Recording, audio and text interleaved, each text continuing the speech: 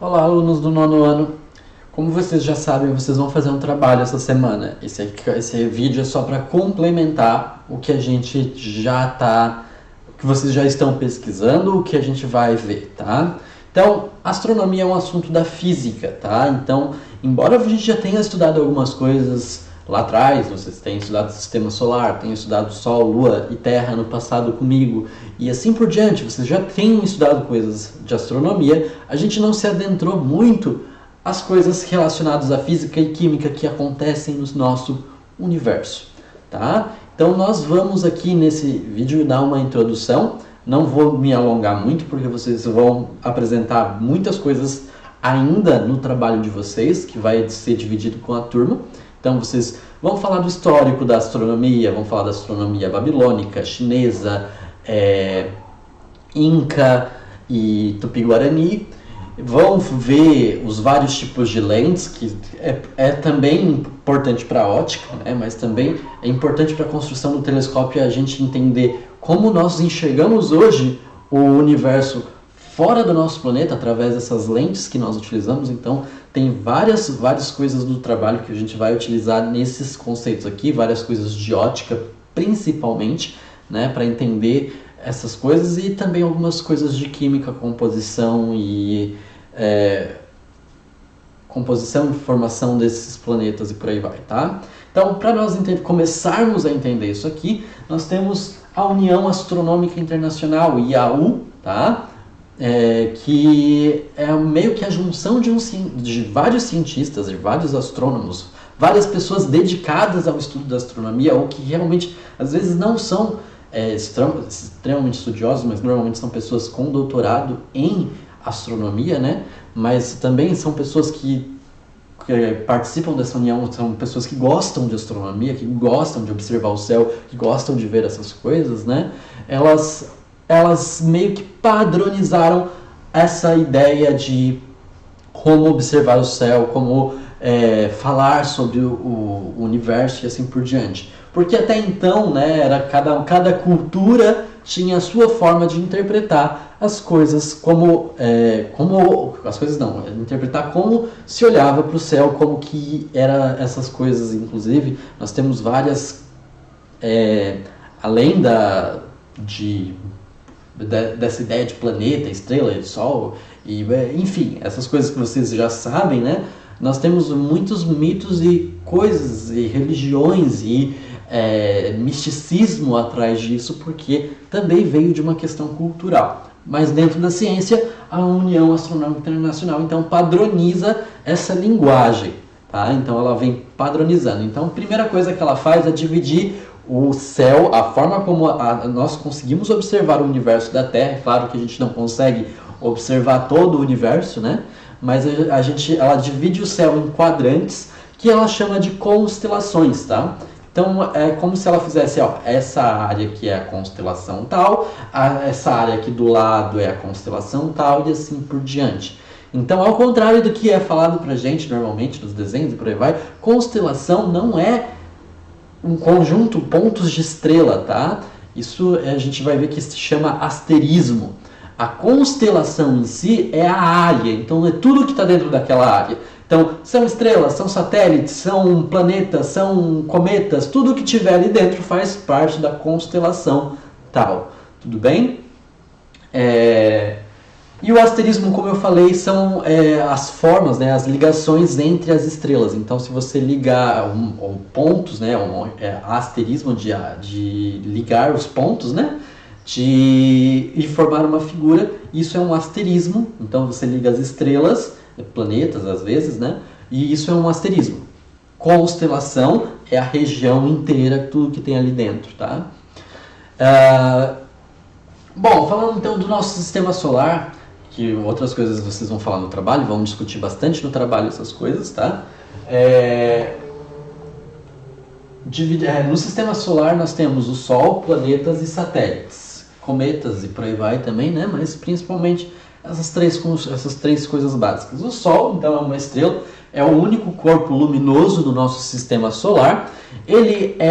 A formação dele, né, se deu junto com o sistema solar há mais ou menos 4,6 bilhões de anos, tá? Então o universo ele é criado através do Big Bang há mais ou menos 14 bilhões, e o sistema solar ele surge somente há 4,6, 4,7 bilhões de anos, dependendo de qual cálculo você utiliza.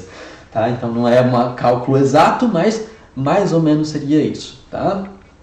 Ela é uma estrela de corpo luminoso, produz luz, é uma fonte primária de luz, e ela é uma esfera, a massa dela é cheia de gases, tá? Principalmente hidrogênio, que sofre fusão nuclear. O que é esse processo de fusão nuclear?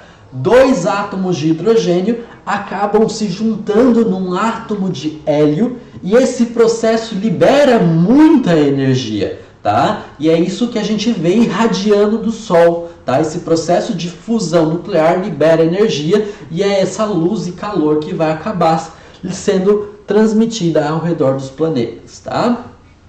O Sol, antigamente, ele também tem um certo movimento, né? Mas a gente também acreditava que o Sol,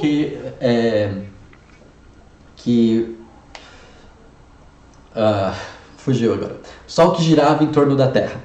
E aí, se você pegar a Terra, tá? Então, a Terra, você sabe que ela tem equador, os paralelos. Tá fazendo muito feio aqui. Então, Terra, equador, paralelos e círculo polar ártico, né? É isso aí, né? Bom, você sabe disso. Vou fazer mais reto. Menor, senão não vai caber aqui. Então aqui está o equador, os paralelos e assim por diante, tá? Tudo bem? Deu para entender, né? Então, se eu extrapolar essas linhas, né, ao redor da Terra, então o Sol ele faz um movimento aparente, tá? Nessa direção aqui, assim, ó.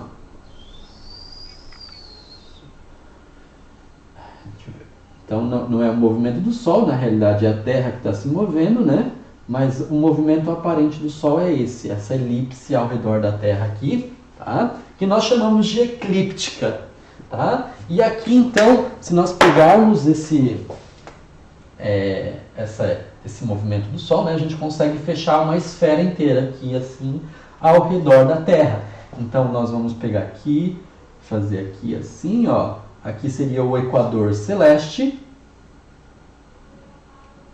E se a gente fizer essa mesma linha aqui, assim, né, toda para fazer a esfera, né? Aqui seria o polo sul celeste, polo norte celeste e assim por diante, tá? Então nós temos como fazer uma grande análise através dessas extrapolações de regiões que nós conseguimos fazer da Terra. Tá? Bom, os planetas eles também surgem junto com o Sol, junto com a origem do Sistema Solar. Tá? Nós temos 8 planetas no Sistema Solar. Para ser considerado planeta, nós temos 3 características básicas. Primeiro, ele tem que ser mais arredondado possível. Tá? Então, ele tem que ter essa forma arredondada. A gente sabe que ele não é totalmente redondo, mas os planetas eles têm que ser arredondados. Segundo, ele tem que ter massa o suficiente. E terceiro, a órbita dele tem que ser livre. Não tem que ter ninguém atrapalhando a órbita dele. Tá? Então a órbita dele tem que ser um caminho livre. Existem 5 planetas anões que não cumprem alguma dessas 3 características. Ou ele não é totalmente elíptico, ou ele não tem massa suficiente, ele é pequeno. Ou terceiro, né? Ele não tem a órbita livre, é o caso de Plutão, porque Plutão por muito tempo ele foi considerado um planeta, só que chegou essa ideia de que a órbita dele tinha que estar livre, e a órbita dele não era livre. A órbita dele, parte da órbita dele pega a órbita de Netuno, e isso faz com que a órbita dele não seja livre. Então ele caiu de planeta para planeta não é porque ele é pequeno, ele também é grande, tá? Ele poderia ser considerado um planeta pelo tamanho dele, porém ele não pode ser considerado um planeta porque a órbita dele é dividida com a órbita de Netuno, tá? Então 8 planetas, 5 planetas anões, tá? Então nós temos Mercúrio, Vênus, Terra, Marte, Júpiter, Saturno, Urano e Netuno. tá? Como planetas. E planetas anões, deixa eu pegar minha colinha aqui, porque eu sempre esqueço os nomes, Ceres, Plutão, Haumea, Mekmek e Eris, 5 planetas anões, tá? Os planetas, eles são divididos em planetas telúricos ou jovianos. Telúricos também pode ser chamado de planetas terrestres, planetas rochosos, ou planetas jovianos ou planetas gasosos, tá? Então aqui normalmente são materiais sólidos.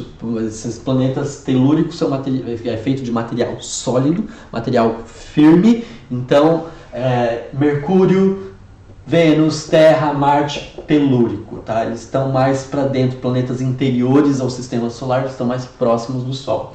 E os planetas jovianos, eles costumam estar mais afastados depois do cinturão de cometas. E os planetas jovianos, eles têm normalmente grande massa, porém eles são gasosos, tá? Eles não são sólidos. Eles também podem ser chamados de planetas exteriores, por estarem mais para fora do sistema solar. Movimento de rotação, todos os planetas fazem, assim como o movimento de translação. A órbita, como a gente já viu ano passado, ela é elíptica, né? Ela é quase circular, quase que forma um círculo, mas ela é elíptica, como a gente viu na primeira lei de Kepler, ano passado. E o movimento de rotação sempre respeita essa direção, de oeste para leste, sempre de oeste para leste, esse movimento de rotação, com exceção de Vênus e Urano, tá? Então Vênus e Urano não seguem esse padrão, eles fazem o contrário, vão de leste para oeste. E os satélites são pequenas rochas ou pequenos materiais que orbitam planetas. Ao invés de orbitar o Sol, né, eles vão orbitar o planeta em si, um planeta do sistema solar. Normalmente eles não são arredondados, existem poucas exceções, como é o caso da nossa Lua, tá? Mas a maioria deles tem uma forma meio de batata. É mais ou menos isso, tá? Então os satélites, eles são partes rochosas ou matéria que orbitam um planeta. Normalmente não são elípticos, não são arredondados, normalmente têm essa forma de batata. E eles normalmente estão atrelados com o campo gravitacional daquele planeta. Então, se o planeta ele tem uma massa suficiente para ter satélites, ele vai ter. Se ele não tem massa suficiente para ter um satélite, ele não vai ter. Então existem, quase todos os planetas poderiam ter, mas existem planetas como Mercúrio e Vênus que não têm. Por quê? Porque a massa de Mercúrio e Vênus não é grande o suficiente para competir com o campo gravitacional do Sol. Como eles estão muito próximos do Sol, tá? Eles acabam não tendo nenhum satélite em torno, porque toda a massa é atraída para o campo gravitacional do Sol. Os planetas telúricos, no geral, tá, eles têm nenhum, como a gente viu, Mercúrio e Vênus, ou poucos satélites, como é o caso da Terra, que só tem um único satélite. E os planetas jovianos, que são os planetas gasosos, de grande massa, eles são planetas muito grandes normalmente, né? Eles têm muitos satélites, como é o caso de Júpiter e Saturno. Júpiter mesmo tem uma quantidade enorme de satélites, inclusive satélites quase do tamanho da Terra, tá? Então, quase do tamanho da Terra não, mas satélites bem grandes, vamos colocar assim, né? Eu já exagerei um pouquinho ali, mas são satélites bem grandes. É importante a gente entender que a massa do sistema solar, a maior parte da massa, 99 ponto alguma coisa da massa do sistema solar, está concentrada no Sol. Então, o Sol é a grande parte da matéria que existe no sistema solar. Os planetas agregam menos de 1%, se eu não me engano é 0,6%, então é bem pouco também comparado ao Sol, né? E deixa eu fazer minha palhinha aqui, o restante, né? O restante dos cometas e assim, dessas massas que estão perdidas ali, né? No universo, que agregam no sistema solar ainda completam esse gráfico, né? Então ali na página 11, né, vocês têm um gráfico que mostra isso para vocês, que o Sol domina, tá? O Sol é 99, vou pegar aqui o número exato, 99,85% da massa que existe no sistema solar inteiro. Já os planetas correspondem a 0,135 no total e 0,15 é o resto. Então é bem pouco, né? Comparado, os planetas são muito pequenos comparados ao Sol em si. Tá? Todos os planetas juntos não dão um Sol. Então é mais ou menos isso, tá? Então hoje a gente termina aqui. A gente vai falar bastante de sistema solar ainda, né? A gente vai falar da formação de estrelas, como é que nasce e por aí vai. E a gente vai falar do sistema solar em escala de tamanho, como é que a gente poderia representar a distância entre os planetas dentro da nossa realidade aqui dentro da Terra, né? Essa questão de proporção, né? Que a gente viu também nas reações químicas, tá? Então, é mais ou menos isso. Não quero me alongar nesse vídeo, que já deu 15 minutos. Espero que vocês tenham entendido, que consigam fazer o trabalho. Qualquer dúvida, eu estou em contato com vocês pelo WhatsApp, tudo bem? Até mais e até a próxima semana.